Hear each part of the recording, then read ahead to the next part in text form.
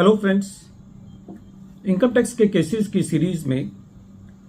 आज जो केस हम डिस्कस करेंगे वो सेक्शन 148 के नोटिस को लेकर के है। जैसा कि हम जानते हैं कि 1 अप्रैल 2021 से पहले सेक्शन 148 का नोटिस इशू करने के लिए जो प्राइम कंडीशन थी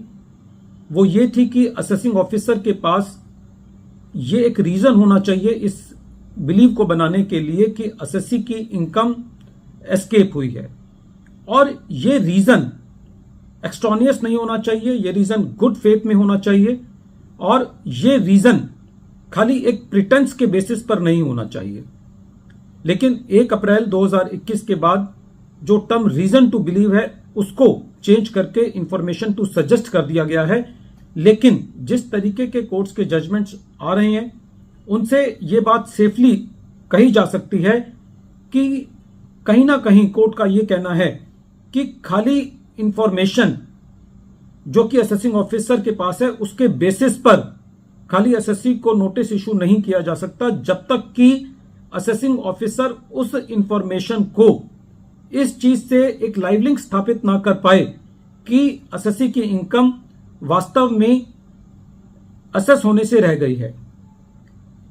प्रेजेंट केस के अंदर दिल्ली हाई कोर्ट ने अपने judgement Divine Infracon private limited versus deputy commissioner of income tax के केस में यह कहा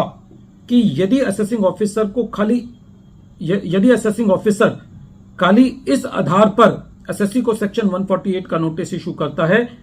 कि उसके पास एक वैल्यूएशन रिपोर्ट है जिसके अंदर एसएससी की प्रॉपर्टी के अंदर जो इन्वेस्टमेंट की गई है, चाहे वो रिकंस्ट्रक्शन पर हो चाहे वो रेनोवेशन के लिए हो, वो ये दिखाती है कि एसएससी ने उस प्रॉपर्टी के अंदर इन्वेस्टमेंट की है और वो इन्वेस्टमेंट एसएससी की असेस होने से रह गई है। तो खाली इस आधार पर एसएससी को सेक्शन 148 का नोटिस इशू नहीं किया जाना चाहिए, स्पेशली जहां पर असेसिंग ऑफिसर ने ये आधार ना बताया हो अपने रीजंस के अंदर कि असेसिंग ऑफिसर ने उस वैल्यूएशन रिपोर्ट पर क्यों विश्वास किया है। दूसरा, कोर्ट का यह कहना था कि यह असेसिंग ऑफिसर की जिम्मेदारी है कि वो अपने रीजंस के अंदर इस बात को डिस्कस करे कि क्यों असेसिंग ऑफिसर ने वैल्यूएशन रिपोर्ट के बेसिस पर यह अपना विश्वास बनाया कि एसएससी की इनकम एस्केप हुई है। प्रेजेंट केस के अंदर कोर्ट ने सारे फैक्ट्स एंड सर्कमस्टांसेस को देखते हुए सेक्शन 148 का नोटिस इशू करने के लिए जो बेसिक सिद्धांत हैं उनको डिस्कस किया, जिसमें कोर्ट का यह कहना था कि यह एक एस्टेब्लिश्ड लॉ है कि नोटिस इशू करने के लिए रीजंस टू बिलीव होना चाहिए, रीजंस टू सस्पेक्ट नहीं होना चाहिए। हालांकि कोर्ट का यह कहना था कि जो सेक्शन 148 के अंदर जो पावर दी गई है वो बहुत वाइड पावर है, लेकिन वो पावर्स प्लेनरी नहीं है, अनलिमिटेड नहीं है।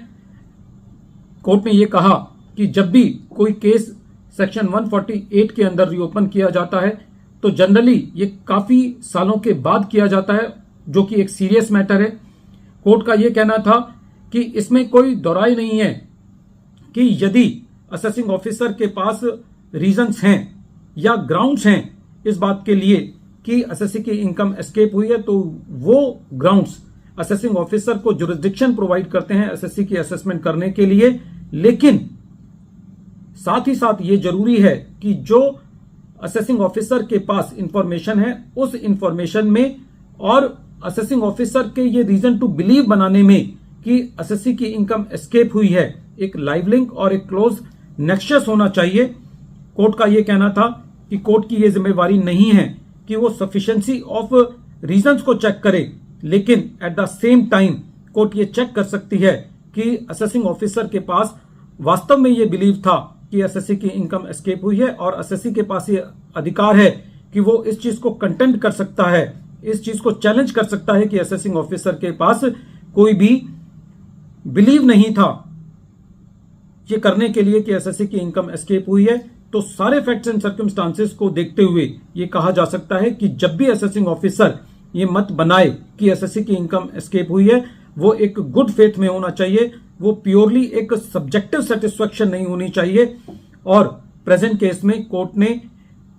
असेसिंग ऑफिसर के द्वारा इशू किए गए नोटिस को,